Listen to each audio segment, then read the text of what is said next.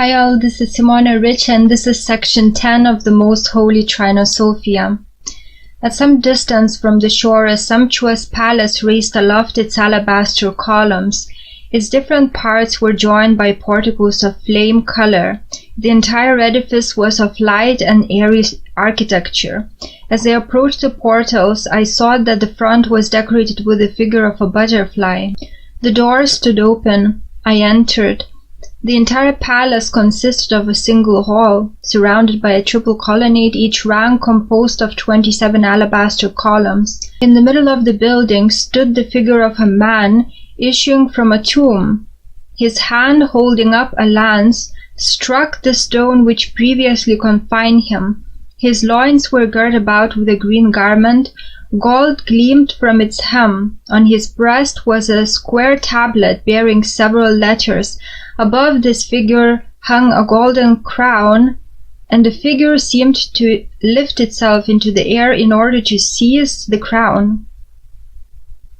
Above it was a yellow stone tablet bearing several emblems, which I explained by means of the inscription I saw on the tomb and by the one I had seen on the breast of the man.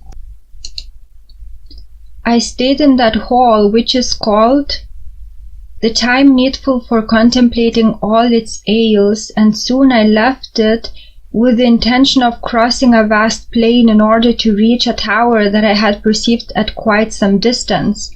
So this is the end of section 10, and now I'm going to read out its explanation. Firstly, image explanation. A man robed in a green garment edged with gold and bearing a lance is arising amidst vaporous clouds from an open sarcophagus. Above the human figure is suspended a golden crown of light. The whole symbolizes the annual rebirth of the sun in the 10th zodiacal sign, the winter solstice in Capricorn.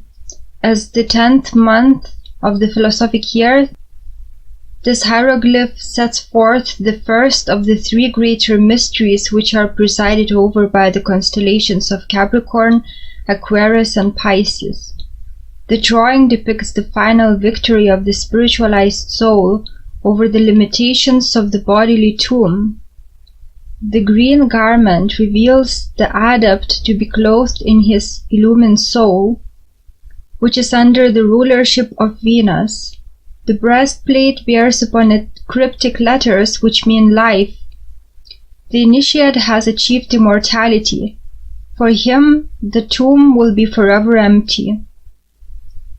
He has become one of the small band of the enlightened whom death has forgotten. The Arabic characters on the lid of the coffin admonish the elect that they should seize upon a certain undesignated mystery when the sixth sign or age is to be the breath. These words evidently refer to the parts of a ritual. That which is to be seized upon is the master secret of alchemy.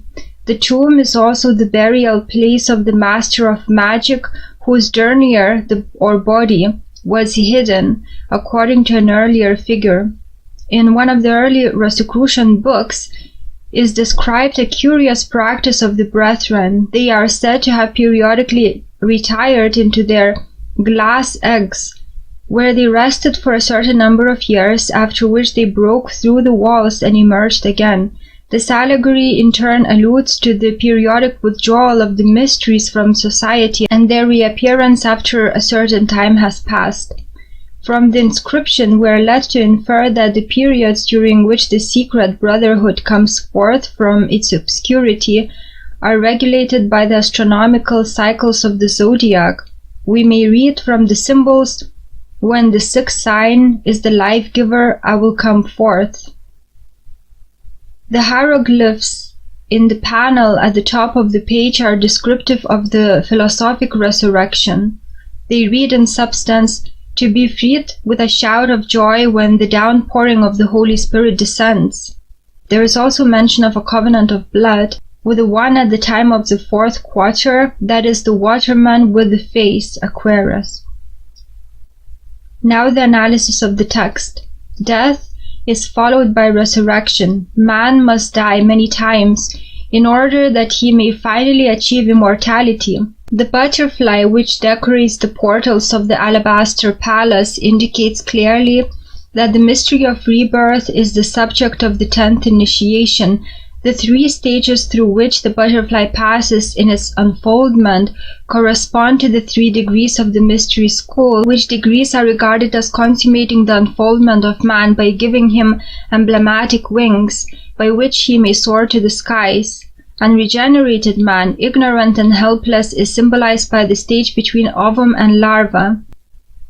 The disciple seeking truth and dwelling in meditation by the 2nd stage from larva to pupa, at which time the insect enters its chrysalis, the tomb of the mysteries.